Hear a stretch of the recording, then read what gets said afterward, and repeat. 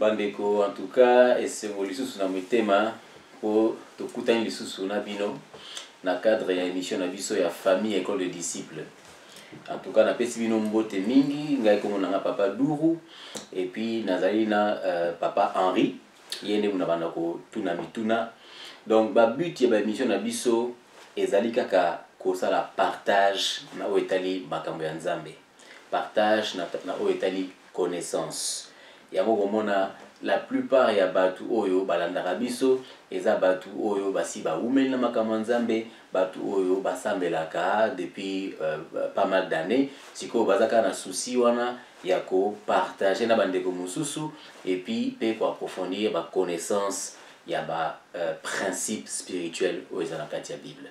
Papa Henri, bonsoir. Bonsoir Papa Dou. Boni lelo. En tout cas, nazaka na esengo ya komona vraiment ndenge oye enfin que to partager vraiment oza mutuya. Ah voilà. Donc ngai en tout cas nazala toujours béni ce qui n'a pas posé Papa Henri ba question. Vraiment. Donc thème na biso ya lelo ezali au travers ya ba écriture to comprendre mutu azalaka nani, mutu ezali nini. Quand on parle de l'homme, ezali nini, et puis pour s'inspirer kaka na ba écriture, pour citer les binos certaines écritures et puis to banako détailler, ko expliquer, to comprendre na bino na biso profondeur ezala kati ya écriture wana. Donc question na liboso et pas Papa Henri eza mingi accès na passage oyo ya Genèse 1 26 27. Tangu Nzambe akeli nyonso ne tumonaki akomi na 6e jour. Alobi faisons l'homme à notre image, selon notre ressemblance. Place wana tokomona que balobi et Dieu créa l'homme. Il le créa dans la singulier, homme et femme. Donc la masculin na féminin. Bon, et le koni ni penza Papa Henri et bombami kati ya écriture wana. Bon voilà. Je crois que Nzambe et lokola salike tokuta na lisusu ya kosunga biso enfin que toyeba pe kopesa oyo ezali ya vie pona bandeko nyonso bazolanda biso. Donc création ya biso bato ezali expliqué na kati na Bible. Mais ndenge na kokota na profondeur na yango. Donc okomona que na kati ya kibonzambe ezali na oyo babengi éternité, c'est-à-dire monde ya éternité, oyo ezali monde ya ebandeli na nyonso. Ezali na monde ya temps na espace, c'est-à-dire ebandeli na suka. Éternité ezana ebandilité ezana sukate. Siko deuxième monde ezali monde astral ou ezali ebandeli nasuka, le monde du temps et de l'espace. Alors après wana sikoyo ba créer sous troisième monde mosusu ou ezali monde ya manifestation. Ou bien le monde physique ou encore le monde de l'apparence. Alors, maintenant, tango Nzambe asali nyonso tu wana. Alors, il fallait tout koloba représentant. Bazala sikoyo na dimension physique, na monde physique. Alors, le kola ezali monde physique, monde visible, monde palpable. Alors, il fallait basala pe eloko oyo ekozala physique, oyo ekozala pe palpable. Alors, il fallait la moto. Donc, moto oyo salami na image ya Nzambe. Image ya Nzambe elingi lobake na kati na moto wana, c'est-à-dire potentialité. Il y a croissance na développement et koza na kati ya moto wana nde ba créer moto. Alors moto ndenge ba créer yango so tolingi tokota na kati ya ba détail ya création na yango. Au mona ke na Bible balobi ke Dieu créa l'homme et la femme. Donc asali bango na image na ye. Mais ba ekoloba lisusu ke azui mabele. A formé nango moto appelé à souffler na kati et l'homme devient une âme vivante. Mais au fait, ils ont un mystère oyo e bomba mi wana na kati. C'est-à-dire soko tangi o comprendre que déjà en esprit l'homme était créé. L'homme était créé. C'est-à-dire dans le monde de l'éternité, dans le monde ya kibonzambe moto déjà a salamaki. Alors le kola na niveau ya éternité, c'est l'esprit. Ce n'est pas le visible. Ce n'est pas le palpable. Ce n'est pas de l'apparence. C'est l'originalité. Alors maintenant, dans le monde ya physique, il faut que l'eau physique ezala.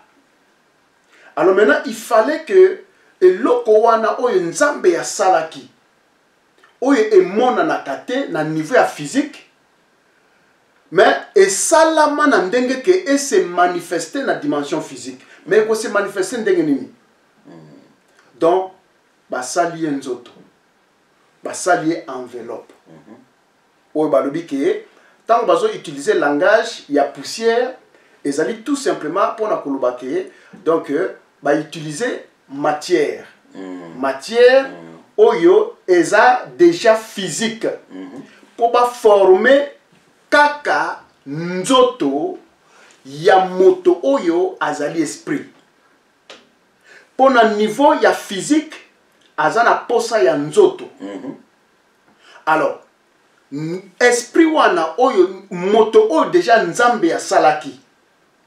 Donc il faut azua sikoyo nzoto wana pour à s'exprimer nango bien se manifester nango na niveau physique. Donc wana eza au moins ba ndenge oyo nzambe ba processus ndenge ya salaki moto. Ah papa Henri yo. En tout cas, eza vraiment le mot ya motu ya makasi. Donc quand on a nani makamolobi wana donc mutunde batie na kati ya nzoto. Donc voilà. Nzoto eza lokola neti véhicule. Voilà. Elle ko nti mo enveloppe moko boye mais siko ye mutu bakela ki liboso batie na kati ya nzoto. Voilà. Yango to mona lokola soki neti mutu akei atiki biso batuna nzoto na ye eza wapi? Eza wapi? Batuna ra ye te mais batuna ra nzoto na ye. Voilà. C'est-à-dire nzoto na ye. Papa Henri. Pourquoi nzoto na ye? Parce que yé azali nzoto te. Donc nzoto ezali enveloppe na ye. Nzoto ezali véhicule na ye. C'est-à-dire ezali kola mutuka, na chauffeur ya mutuka. Osomona. Alors, maintenant nzoto wana pona ni ba lobi ke basali yango na poussière. Parce que poussière yango ezali physique. Alors nyonso tout oyo ewutaka na éternité na monde spirituel. C'est-à-dire pour ezala opérationnel na troisième dimension physique, il faut elataka un corps physique. Yango nombe omoni pe soko lingyo longwa na monde physique. Pour okota na deuxième monde ozali monde astral okoke na corps physique. Et puis s'occuper au lungi au longwa sikoyo na monde astral pour okota na monde d'éternité eza lisusu âme ya moto te. Et comme esprit oyo ewutaki epa ya nzambe. Si qu'on a à comprendre, il y a ce qu'on a à comprendre, il y a une écriture qu'on a Bible. Je pense que ça Paul, l'esprit retourne voilà à celui qui l'a créé, à celui qui l'a donné.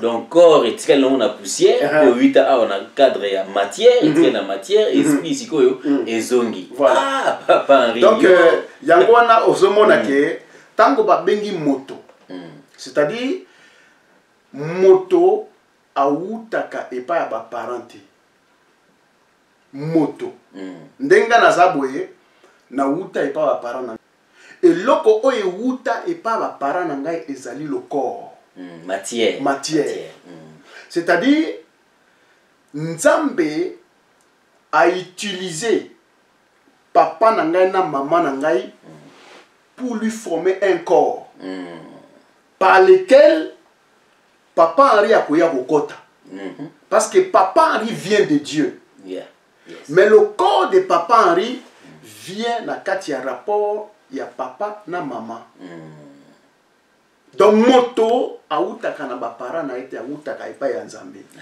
corps ya moto nde autaka epa bapara na ye.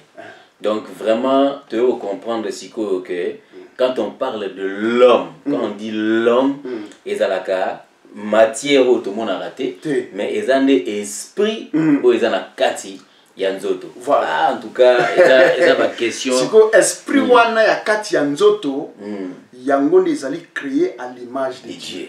Voilà. En tout cas, bon, toujours progresser kaka, nandenge tozo solo là.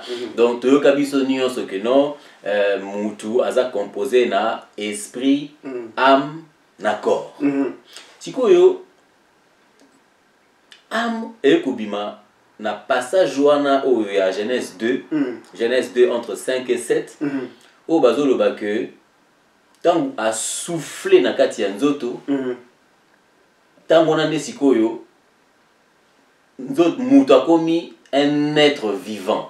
Dans la tradition, on dit une âme vivante. Si notion on a ya âme, tu veux comment on a que non, ezalaka ou esprit, na corps et tout ani. Bon, yo siko yebse biso moi muke papa Henri, vraiment définition ya âme, ezalaka nini. OK. Eza ba question vraiment makasi, mais je crois que Nzambe azo sunga biso parce que ndenge to vandi boye to yebi que na volonté ya Nzambe alingaki ke ezala ndenge wana po ke bandeko mosusu oyo bazala na mwa confusion na kati ya makambo oyo donc il faut ba comprendre ngo. Alors siko balobi ke Nzambe azwi mabele a soufflé na kati na mabele et mabele est comme une âme vivante. Moto comme une âme vivante. Donc elingi elobake âme ezali action oyo epesamaka na nzela ya connexion ya esprit na matière. Donc tango esprit ya Nzambe ekoti na kati ya matière, c'est-à-dire eboti na kati ya matière wana ba sensation, ba émotion, donc tout ce qui nyonso tout oyo et qu'on permettre moto boye déjà dans son corps physique de réagir comme un Dieu. Donc âme en réalité ezali place oyo émotion nyonso tout o ezana kati na moto et vandaka. Alors ezana ba émotion oyo ezali positive na ba émotion oyo pe ezali négative. Donc na kati ya âme wana nde nyonso tu wana evandi. Donc âme ezali eloko ebotami à partir ya connexion ya esprit ya Nzambe na matière. OK. Connexion nango wana nde e créer âme. Siko âme ezo permettre siko ke nzoto ebanda ko réagir ndenge Nzambe azalaka, c'est-à-dire ekoko kanisa, ekoko yoka pasi, ekoko zala na esengo, donc ko zala pe na mawa, eko regretter babilo mosusu, donc connexion wana esprit na corps nde e créer eloko wana ebanda kosala na kati ya moto o babengi âme.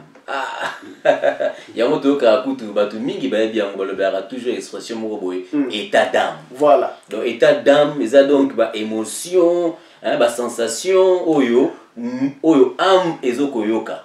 Kati ya nzoto ya. C'est-à-dire état d'âme wana ezali na sens o ba utilisaka yango ezali na ndenge ya kotala soki niveau ya émotion oyo ozo dégager na kati na yo bien ezali positive ou bien ezali négative.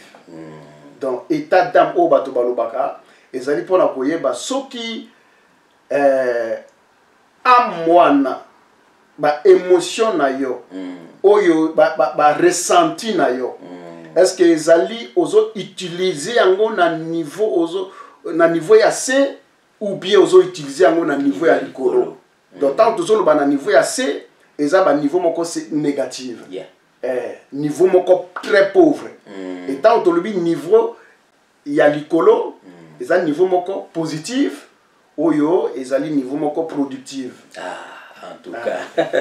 Mais en tout cas, papa Henri Makambozo loba oyo pour nangai ezopesanga penza donc éclaircissement et belé parce que tout baktoka nous se dit passage dans la Bible, je crois que ça dans Jérémie 1 verset 5. Ou azoloba que non avant que non aux la former na kati ya libumu. Ya maman na yo nga na yeba kyo déjà. Voilà. Donc nous so na ezola que non toyaka ko bimana mokili comme visible mais on a préexisté na existence na biso physique. Donc d'abord tozala ki na existence moko spirituelle et puis après to komi siko na existence moko physique. Bon, ko fungula biso mo muke côté on a té. Voilà.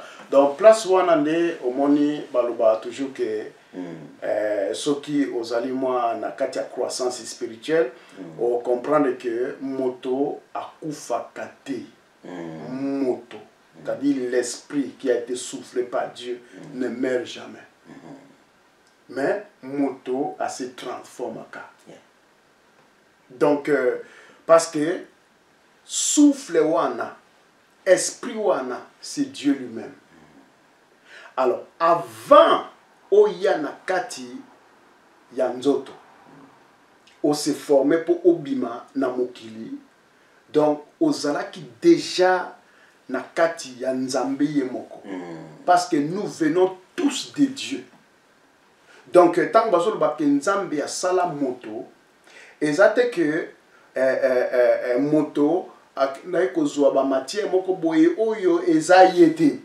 Non, Dieu a tout fait à partir de lui-même. Donc son esprit il a soufflé wana esprit ya nzambe ezali nzambe parce que quand on parle de l'esprit, l'esprit c'est le souffle. Hein? Esprit ezali souffle, esprit pe ezali énergie. Alors donc nyonso tu wana ezali nzambe. Donc souffle wana elingi lobake ye moko oyo azu ba dimension ba forme wana nyonso tu pour kaka ayi bandeni na se manifester na niveau physique autozali. Alors tant que bake avant ozala formé na libuma mama na yebaki yo c'est tout à fait normal parce que biso nyonso to wutaka epa na ye do ayebi biso parce que ayebi oyo ezali ye moko. Donc avant ozala formé ndenge na lobaki awake donc nzoto ya moto et se forma kana libumu ya mama.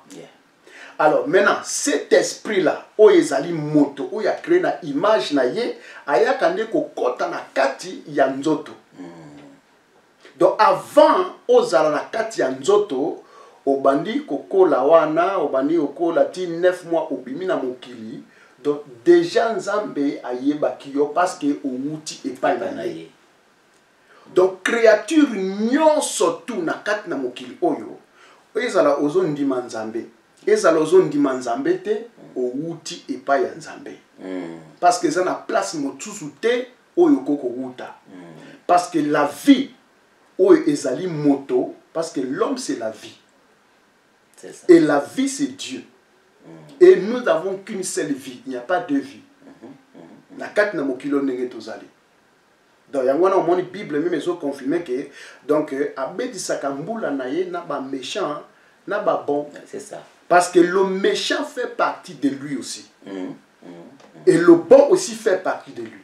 Donc tant que ozomona ke moto wana za moto mabe, Dieu a besoin de lui parce qu'il est encore en vie. Tant que nzambe akomona ke azasu na posa na ye te okomona lisusu te. En tout cas, vraiment, ils ont toujours essayé. Ce qui n'a pas selon Papa Henri pour ils ont pesanga ba ouverture et belle, pour comprendre maramususu. Si c'est vrai, pe na Bible baloba yango. Na livre à Job baloba yango. En réalité, dans l'homme, voilà, c'est l'esprit. C'est l'esprit. Le souffle du Tout-Puissant. Voilà. Donc, voilà. Ça c'est la réalité. Donc, réalité, c'est que esprit de mutu, et dans la kati, il y a nzoto. C'est-à-dire, inspiration, on a et parce que, bato ebele, bakanisa que, moto akufaka, soki azali maladie. Ou bien moto akufaka, soki a comme une souffrance moko boye belé. Alors yango na bazui exemple ya moto opena donc a comme une souffrance oyo a konditi atikalika mikuwa ya pamba. Hein? Oza na ressource moko lisusu te. Mais na état wana azo kufa kaka te. Alors à partir ya wana nde siko ba comprendre que en réalité donc moto pensa akufaka te pour la souffrance ou bien pour la maladie. Akufa kaka soki souffle wana o ezana kati na ye elongwe. Le souffle du Tout-Puissant. O balobi na Genèse ba souffla ki na kati ya nzoto wa moto. L'esprit du Tout-Puissant. Donc en réalité dans l'homme, ce qui fait l'homme, c'est son esprit, le souffle qui est en lui. Et cet esprit, ce souffle, c'est l'esprit de Dieu. Et l'esprit de Dieu, c'est lui-même. Yangwa baloba ke biso tout ozali ba parcelle ya Nzambe. Parce que souffle oyo ezana kati na yo, ezali parti ya grand souffle oyo ezo animer tout l'univers. Parce que le même souffle qui anime tout l'univers, c'est le même souffle qui t'anime le corps. Ah, Paris. Oh, comme même chose dans le univers. Bon, tout ce qui est dans la planète Terre. L'univers est tellement vaste dans la planète Terre. Bon, en tout cas, dans les taux sur la maison, donc vraiment dans c'est la marque, c'est pas question sur yanga sous na mutu. Bon, question moko sous na opposé ezali mendengili ni ce qui tozotala na boye biso na biso bato tozala na moi difficulté on a à comprendre que en réalité tant tozotala mutu boye fonde au mona esprit mais on s'arrêter car na corde et on est ça là que nos bato va toujours arrêter tozotala mutu boye azo s'arrêter car na corps mais azo la conscience on a que nous ils ont des esprits des vrais homme ou bien vraie femme ou ils ont la katiwan. Merci vraiment. En tout cas, ils ont question moko ils allaient vraiment très bien. Et là quoi ça la kandengo wana c'est quoi? Parce que moto ceux qui déjà zo vivre né zo vivre. Alors niveau ya boyebi ya moto nde ememaka moto amona ndenge wana. Parce que moto oyo azo vivre na kati ya environnement oyo azali na boyebi te. Donc, ezali pasi pour comprendre que ndeko na endenge azomona ezali ka nzoto te mais ezali oyo eza na kati na ye. Alors, eloko ekrea bato barrière wana ewutaka à partir ya o babengi kozanga ko développer le véritable homme esprit. C'est-à-dire, tango ozali beaucoup plus attaché qu'un corps. Oza attaché qu'un physique. Oza attaché qu'un matériel. C'est-à-dire, occupa kaka le corps physique. C'est-à-dire, tout ce que tu fais, ezali pour corps physique na yo ezala bien. Donc il fait tout, bazo kipe corps physique, moi ba tentire zala, azo kipe corps physique pour nzoto, bilamba ezala bien, azo kipe corps physique na kolia fufu, na kolia madesu, na kolia boye, donc pour nzoto na ye physique ezala bien. Mais l'oubli maintenant c'est quoi? L'oubli c'est que le même qui est à l'auteur de ce corps physique est le même qui est à l'auteur du corps intérieur, de l'homme intérieur. C'est ça. Donc, ce qui fait que, okoki pas seulement parce que tant bazo lobake une parcelle ya nzambe. Donc eza lokola te, c'est une semence. Oh, il faut écola. L'esprit de Dieu en homme doit croître. Il faut écola et comme appelle lokola nzete munene et banape kubota ba fruit. Alors maintenant, et loko oizo sala biso bato ezali que tozali tout simplement limité na oyo ezali physique.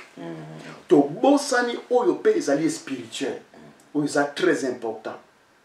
Alors sikoyo okoki komona niveau ya nzambe na kati ya ndeko na yote parce que tu opères dans le physique. C'est-à-dire oza mokolo na ndenge ya physique. Mais na ndenge ya esprit oza mwana moke. O bazo benga na Bible ba bébé spirituel. Alors siko po omona nzambe na kati ya ndeko na yo. Il faut que ki bébé na wana ekola. Okoma mokolo spirituellement. Alors en ce moment vous avez la capacité ya komona nzambe na kati ya ndeko na yo ke omona kaka apparence extérieure. Pour ceux qui ont moni nzambe na kati ya ndeko na yo, comme il y a azape na esprit, azape créer esprit, ndenge yo poza créer esprit. Si on a vous comprendre pourquoi que non, tu dois aimer ton prochain comme toi-même. Effectivement. Aimer ton prochain comme toi-même parce que ton prochain fait partie de toi aussi. Parce que le même esprit, le même souffle qui l'anime, c'est le même souffle qui t'anime. Et tout ce souffle vient d'une seule source. Donc, si ko elingelo ba ke ngai nazali ndeko na yo, c'est-à-dire que ngai nazali yo yo zali ngai. Donc, c'est-à-dire tozali ka eloko moko. Mais différentes manifestations. Différentes couleurs. Différents écolos, différents nini, mais source eza moko. Alors, si ko pour moi comprendre yango, il faut alongwa na niveau ya bébé spirituel. A faire croître semence wana ya kibonzambe ya solo et matana kati na ye. En tout cas, oh ils ont vraiment connaissance penza yango na yo comprendre siko que na ndenge moko balobaka que il faut qu'on lia bilei ya musuni pour okolisa musuni. Il fallait aussi, il faut aussi nécessairement mutu alia nourriture spirituelle pour akolisa esprit. Pourtant on dit que non nous avons la azamu bangé azana 50 ans 60 ans 80 ans mais esprit naie a leisa ngote a nourrisa ngo bien te no esprit naie kolate et tela ya bébé. Donc voilà. Toujours les sanzoto, mais tout les s'appelle misuni anini moli monabiso. Voilà. Donc c'est vraiment côté on a que je suis vraiment en tout cas très content côté on a pour la croissance. Côté on a c'est très important pourquoi papa Dou. Parce que moi na katia société na biso. Bato bazo kanisa, ezama kanisi. Bato bazo kanisa que non il faut tanga ba université, il faut avoir diplôme tout ça. Ezapé mabete. Eza mabete okende ba université ko zo ba diplôme. Mais si ko sopo tali na kati ya société na biso au mona ke bato o bazana ba diplôme, ba doctorat, ba licence tout ça, makambo bazo sala donc ezo lakisa te ke bazali bato oyo baza mikolo ou bien bazali éduqué. Ozomona. Par exemple ndeko frère Patrice ayemba ki nzembo moko alobi qui est intelligent. Après si exemple un général a ko violer moana. Un général ozana pouvoir, ozana mbongo, okozwa basi nyoto yo lingi na âge penza ya bien. Mais otiki âge wana okititi yo kende violer moana moke. Siko où est ton intelligence? Alors, si koyo, elingelo bake, tango ozo développer libanda, développer pe kati. C'est ça, c'est ça. Si qu'on a développement ya kati, nde okomona ke soko sangisi yango na mayele ya classe okomanifeste pena image ya nzambe ya solo. Siko bato o bazokanisa ke azwaka licence mais boyebi ya kibonzambe aza nango te. En tout cas, donc, vraiment, Neto ça l'émission Lelo sur l'homme qui est la nature de l'homme.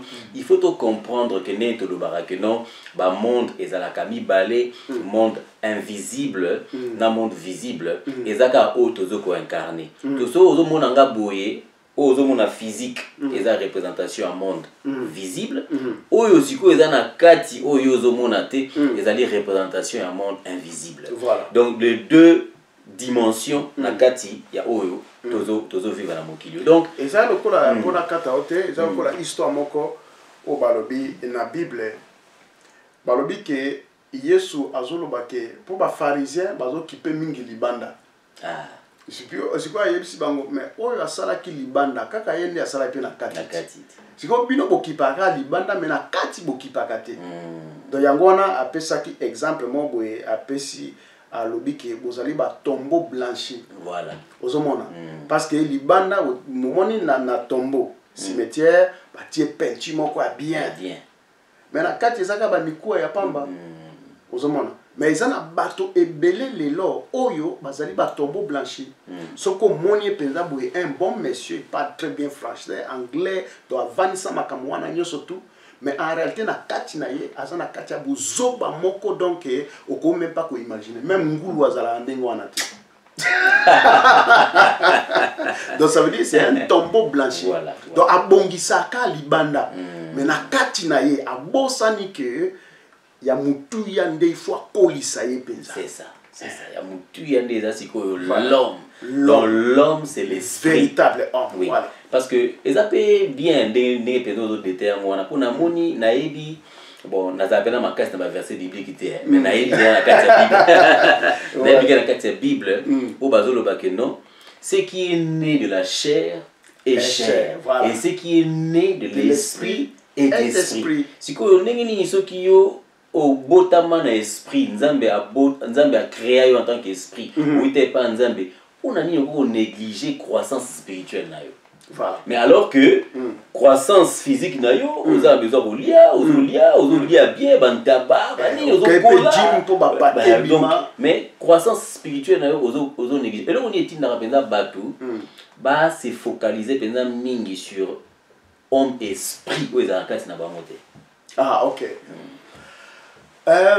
Mingi ezali pe environnement et puis la place où yo moto na abotami. Et puis, il y a mis ezali pe par rapport il y a enseignement ou bien croyance au ya zalakana yango. Parce que soko tali nandenge ya ba église, ba enseignement ba église, on comprend que bazolo ba makambo il y a croissance spirituelle. Mais sans toutefois qu'on développer yango c'est quoi? Sans toutefois qu'on même bato na niveau va s'intéresser na yango plus que makambo nyonso tout. Parce que tant qu'on le baka que non il faut croître spirituellement, mais c'est quoi au juste? Croître spirituellement ezali nini? Oyebisi tadi mondimika ndenge wana. Est-ce que croître spirituellement ezali ko tanga Bible nyonso? Est-ce que croître spirituellement ezali ko prier nyonso ou bien ko jeûner? Ça n'a rien à y voir na nyonso tout wana. Sinon bato nyonso balinga ba croître spirituellement po to kangama pena na ba Bible ozomona to tanga ngo nyonso donc to kenango tina ba permanence pona bato basala kate akoti permanence avanda akuna siko kuna ezaka makambo a prière na kotanga Bible prière na kotanga Bible mais bato wana soko tali ndenge ba vivaka bazo se comporter plus que même ba païen ou ba kotaka ba bisika wana te.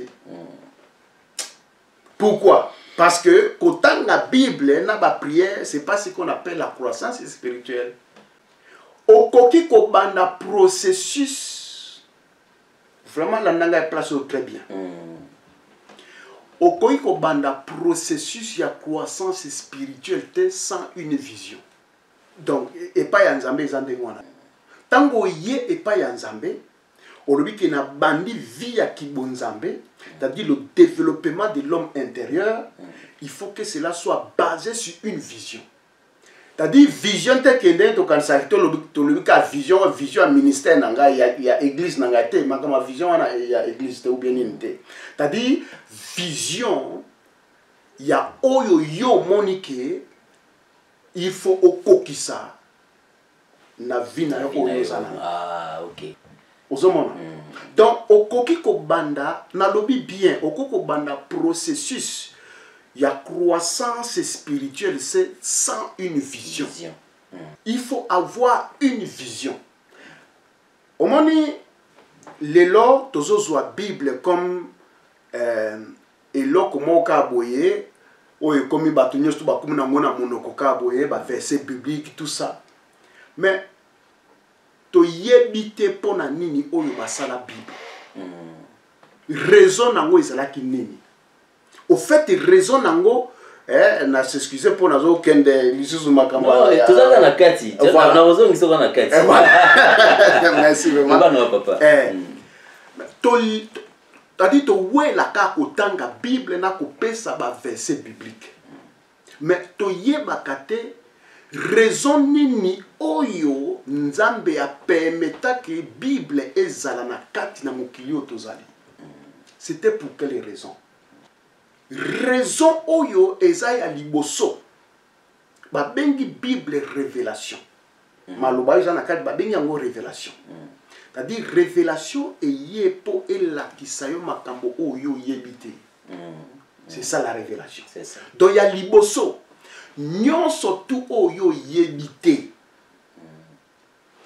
Bible ezali wana po esunga yo po oyeba yango. C'est ça. Et là on nini oyebite. Oyebite soki osala business nini ou bien osala business nini. Oyebite soki okene na gauche ou bien okene na droite. Oyebite soki relation oyo ya mwasi oyo o na lingi na bala ou bien mobali o na lingi na bala. Na yebite soki azali ya ngai oyo abongi na ngai ou bien abongi na ngai te. Oyebite soki kote wana oyo zokende ekosimba ou bien ekosimba te. Oyebite. Alors maintenant, ce que Dieu a fait c'est quoi? Pour que otambola na kati ya confusion na ignorance te apesi o babengi Bible, la révélation. Sikoyo elingi lobake Bible objectif nango ezali po esunga yo ezura ba solution na ba problème na yo. Esunga yo et l'action ba directive ya côté oyo oza peut-être oyebite soki eza yango siko ba principe oyo eza na Bible do yango ne ko sunga yo oyeba soki okende gauche ou bien okende droite. Peut-être er mosusu o vandi penza boye ozaka na ba information o ba yebisa yo. Mama na yebisio moni tango botamaki salamaki boye sonisaki boye baluka ki boye salaki boye. Tango zokola bazwaki yo bakotisaki yo na ndako boye basangisaki boye to papa na bino azalaki boye. Donc tu as toutes ces informations là mais tu n'as aucune information sur ce que toi-même tu es. Alors maintenant nzambe alingi te ke ozala ignorant na oyo zali na kati na mokili, alors il faut une révélation, la parole de Dieu, la Bible. Ozomona. Alors, donc, soki bato bazo zwa yango ndenge wana te. Bazo zwa yango kake non, voilà, mwana ya nzambe, aza moto a priaka, aza moto a kendaka église, aza moto a salaka boye, non. Mwana ya nzambe, azali moto oyo azui vision. Et vision wana azo appliquer yango ba principe spirituel. Au monde tango vision na yo ezo mata. Et ça peut automatiquement la croissance spirituelle. Parce que tango zo appliquer ba principe ya nzambe na kati ya vision na yo. Ozo mona ndenge zo produire. au fait, ils ont créé les sous révélation donc na boyebi na kati na yo. Au fur et à mesure ils ont avancé na yango, au fur et à mesure que état d'esprit na yo pe ils ont là. Ah papa Ribo, j'en ai moi frère au bimisi likambo ya mutuya. C'est-à-dire que croissance spirituelle nyonso oyo penza ezali désir ya motema na yo ezalaka accompagné na vision. Voilà. Bon. Tout le monde a qui a que non mutu azali vision ou bien un projet. Voilà. Donc objectif. Voilà. Oui, parce que tout le monde peut vivre dans mon kilo to tambola to zeba te to kende wapi. Sikoyo pour au monde oyeba et si que ozo kende, on a besoin ya ba principe spirituel pour nani parce que ba principe spirituel ezalaka likolo ya ba principe physique. Voilà. Donc ceux qui sont dans le principe spirituel et qu'on guide yo na kati ya mokili au physique pour que dépenda avant. Bon, question moi yelinga na mutu siko pour vraiment toucher moi ba marambo ebele. Mais siko yo mutu azolanda biso. Bande ko balanda biso, bamsu baza pe na mituna. Homme aza siko yo esprit, tu comprendre ngo. Manifestation na kati ya mokili ezali corps. Contact ya esprit na corps âme. Donc, au babengaka moko personnalité à mutu et qu'on s'est manifesté.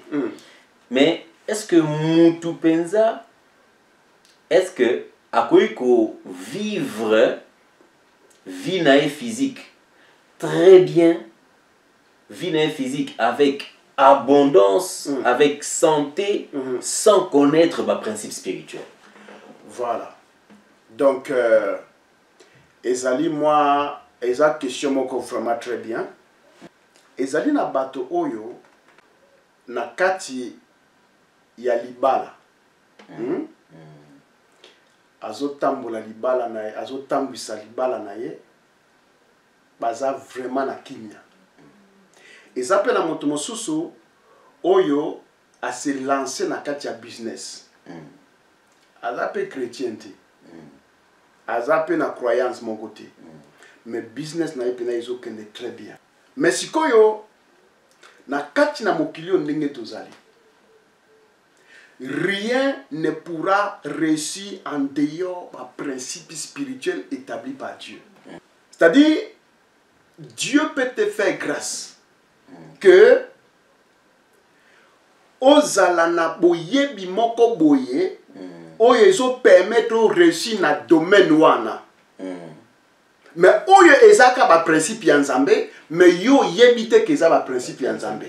Parce que loko moko ekoko réussir te awa soki eza na kati ya ba principe ya Nzambe te. Et moto moko pete a cause na vie ya kimia na kati na mokilo ndenge bo tozali soki aza na kati ba principe ya Nzambe.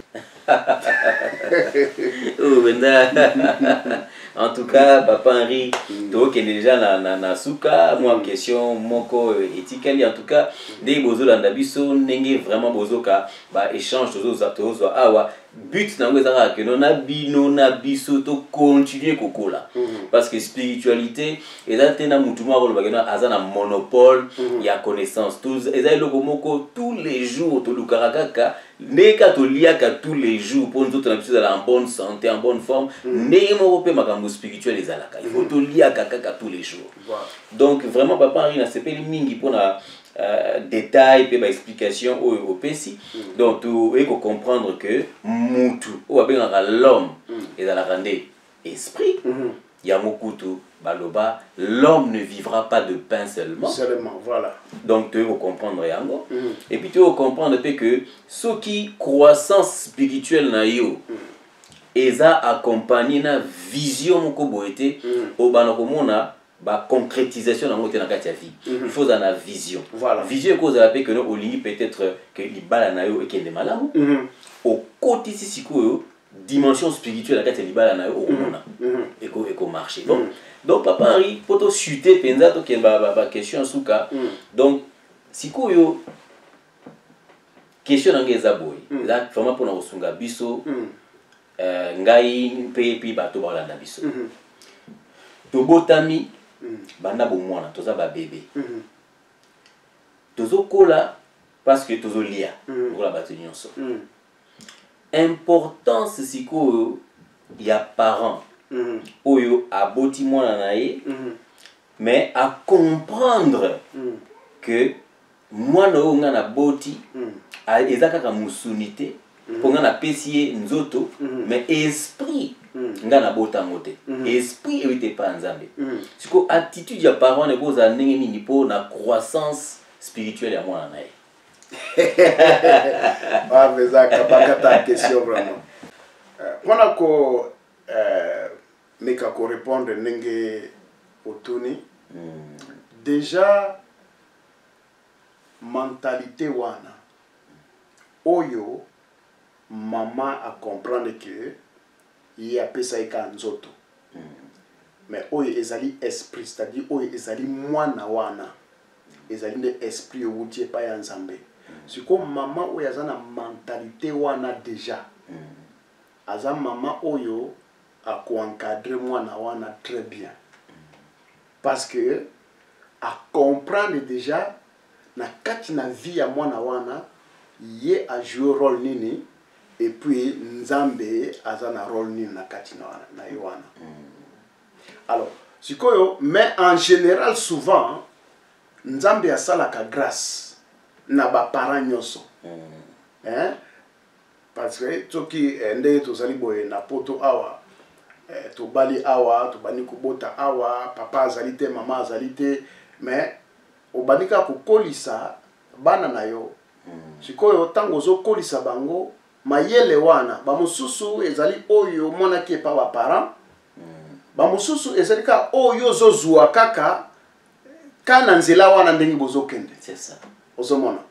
Donc nakoloba ke en général nzambe asalaka souvent ba parents grâce wana ya koyeba ndenge ba parents o bazali attentif. Voilà. Donc nzambe ayeba ndina ko orienter bango pona koyeba ko pesa pe directive moko ya bien et pas ya bana wana. Et je crois que ba mindele ba comprena yango vraiment. Ba comprena que mwana nyonso tout azana likambo na o yaye nango. Alors si ko ba sunga ko orienter ye do yango na moni mwana ba sumbela ka ba différents jouets. Ba différents jouets. Alors si ko ba tie ba jouer nyonso tout wana. Si ko ba tala si ko jouer o mwana azana nango beaucoup plus intéressé. O penalinga ko sakana nango mingi ke ba po mosusu nyonso tout. Et c'est à partir wana nde ba parents bazwa kasiko idée ya ko orienter bana na bango. Po bazala na kati penda ya oyo ba yaki po bazala. Parce que mwana toujours tango azana mokili, tango aye, tango mwana azokola, parents o peza azo observer. A omona ka ke mwana toujours na ba façon oyo azo sala, azo pesa pe ba signal na ye. Ya oyo ye aye nango na kati na mokili. Soko zali attentif au comprendre que mwana oyo donc il faut na orienter boye. Donc eza ndenge wana en général nzambe asala ape grâce et pas ba parents surtout pour ba koma na capacité wana ya ko orienter mwana na nzela oyo nzambe asalaki ke aya na mokili. En tout cas na poser question na pona ni pona yebi que parmi bato balanda biso ba parents baza déjà mais ba futur parents pe baza. Voilà. Oyo que no aboti na nuté mais azana ba projet akobota tant azolanda biso peut-être na moi ba élément autre zo repesa comme information et ko sunga epé na encadrement spirituel na physique ya mwana. Donc vraiment pona reçu qui ça question nanga ya suka erozala oyo Jean 4 24 ou 23 oyo bazoloba que Dieu est esprit. Ozomona donc nzambe aza esprit, créateur na biso aza esprit. Yango nde biso pe toza esprit. Alors c'est pour ça que ceux qui doivent l'adorer en esprit et en vérité. Pour tout outil dans l'esprit, donc tu as créé en tant qu'esprit, bah tu es dans la carte nzoto. Si koyo papa Henri pour nous reçu qui ça vraiment formula biso mandambu compréhension on a connaissance na yo sur ko adorer nzambe en esprit et en vérité. Et ça vraiment ni. Voilà. Bon, au moins, na kati ya christianisme, ba utilisa ba mot mingi. Na ka eloko moko boye, mais ba utiliser ba différents langages. C'est ça. Le plus grand don, oyo, Nzambe apesa na bato nyonso tu. C'est le don de l'esprit et le verbe. Ou bien la parole. La parole. Au moment. Alors, donc, tango bazolo ba esprit, c'est-à-dire, c'est l'homme conscient. Quand on parle de l'esprit, ne konangaye kotambu sanao makanisite que esprit, non. Un homme spirituel, c'est un homme conscient. Oyo azo réagit dans l'inconscienceté. Oyo azali conscient de tout ce qu'il fait. C'est ça.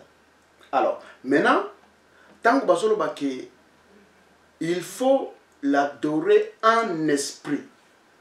C'est-à-dire, tango et komike ozana katia présence ya Nzambe, il faut réaliser, il faut être conscient de cette présence.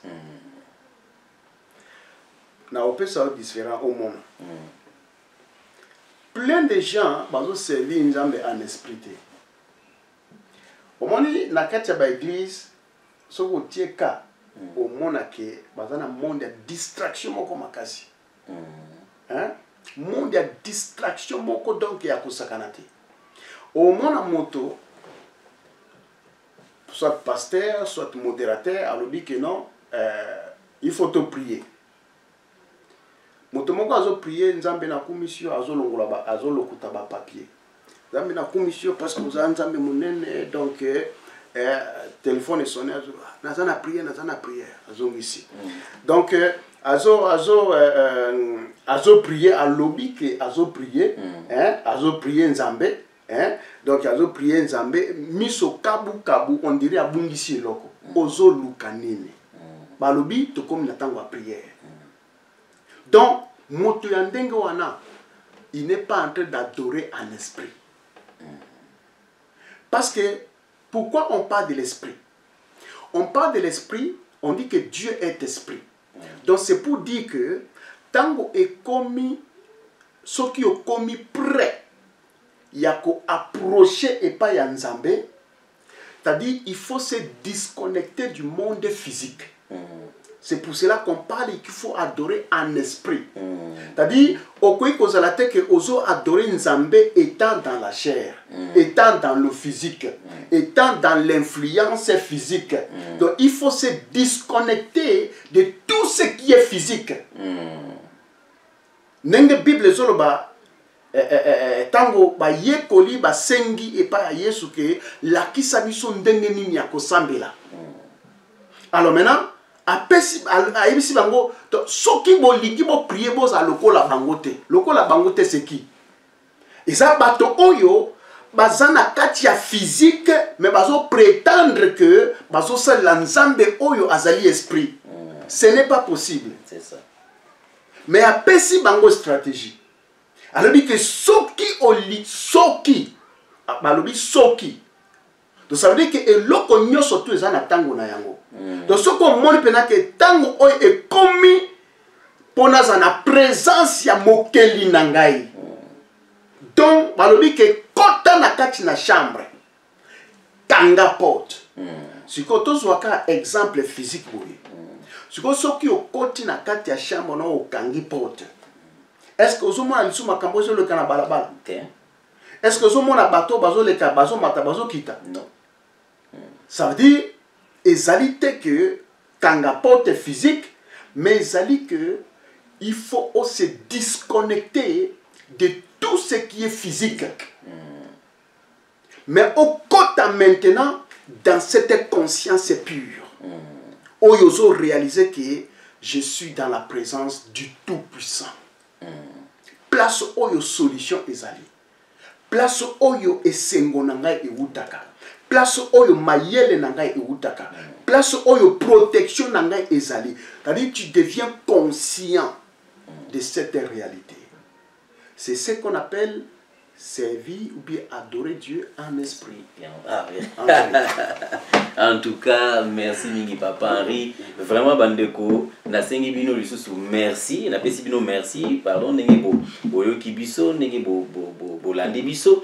Donc awa nazaki na Papa Henri Ekoli. Donc na cadre il y a famille, il y a école de disciples, tout ça il y a une émission na biso sur l'identité de l'homme. L'homme, au babena homme azanani, tu peux comprendre que homme aza esprit. En tout cas, merci mingi lisusu botika vraiment na kimia na banda kuna bino, botika na kimia na ba mabota na bino, na ba famille na bino, pe tokomona na très prochainement ngai Papa Dourou, mutona ki na service na bino pour nous présenter émission na Papa Henri Ekoli. Donc, bozala bien. OK. Bye bye. Bye bye na bino nyos.